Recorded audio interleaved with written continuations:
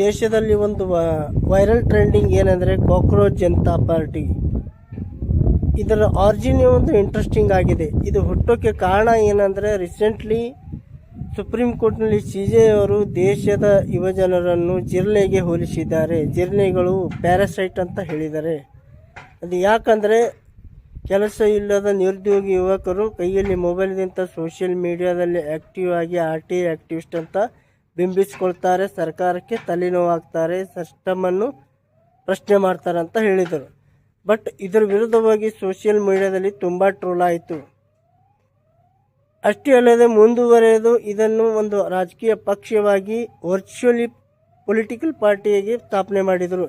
ಇದಕ್ಕೆ ಮಿಲಿಯನ್ ಗಟ್ಟಲೆ ಜನರು ಫಾಲೋ ಆಗ್ತಾ ಇದ್ದಾರೆ, ಜಾಯಿನ್ ಆಗ್ತಾ ಇದ್ದಾರೆ. ಕೆಲವೊಂದು ರಾಜಕೀಯ ವ್ಯಕ್ತಿಗಳು ಕೂಡ ಇದರ ಮೇಲೆ ಇಂಟ್ರೆಸ್ಟ್ ತೋರಿಸಿದ್ದಾರೆ. ಮೊಹಿತ್ರವರು ನಾನು ಸಾಧ್ಯವಾದರೆ ಜಾಯಿನ್ ಆಗ್ತೀನಿ ಅಂತ ಅವರು ಕೂಡ ಟ್ವೀಟ್ನಲ್ಲಿ ಹೇಳ್ಕೊಂಡಿದ್ದಾರೆ. 24 ಗಂಟೆಗಳಲ್ಲಿ 7-8 ಮಿಲಿಯನ್ ಕ್ರಾಸ್ ಮಾಡಿದೆ. ಇಷ್ಟು ಬೇಗ ಗ್ರೋ ಆಗ್ತಾ ಇದೆ ಈ ಪಾರ್ಟಿ.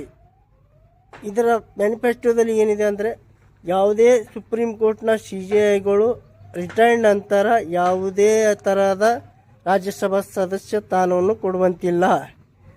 2, ಒಬ್ಬ ವ್ಯಕ್ತಿಯ ವೋಟ್ ಡಿಲೀಟ್ ಆದರೆ CEC ಚೀಫ್ ಎಲೆಕ್ಷನ್ ಕಮಿಷನರ್ನ UAPA ಆ್ಯಕ್ಟಲ್ಲಿ ಬಂಧಿಸಬಹುದು.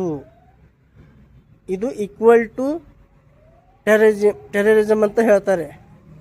3, ಮಹಿಳೆಯರಿಗೆ ಈಗ ಆಲ್ರೆಡಿ 33% ರಿಸರ್ವ್ ಇದೆ. ಬಟ್ ಅವರು 50% ಮಾಡ್ತೀನಿ ಅಂತ ಮ್ಯಾನಿಫೆಸ್ಟೋದಲ್ಲಿ ಬರ್ಕೊಂಡಿದ್ದಾರೆ. ಅಷ್ಟೇ ಅಲ್ಲದೆ ಯಾವುದೇ ಡಿಲಿಮಿಟೇಷನ್ ಹೆಚ್ಚಿಗೆ ಮಾಡುವ ಒಂದು ಪ್ರಸ್ತಾವ ಇಲ್ಲ.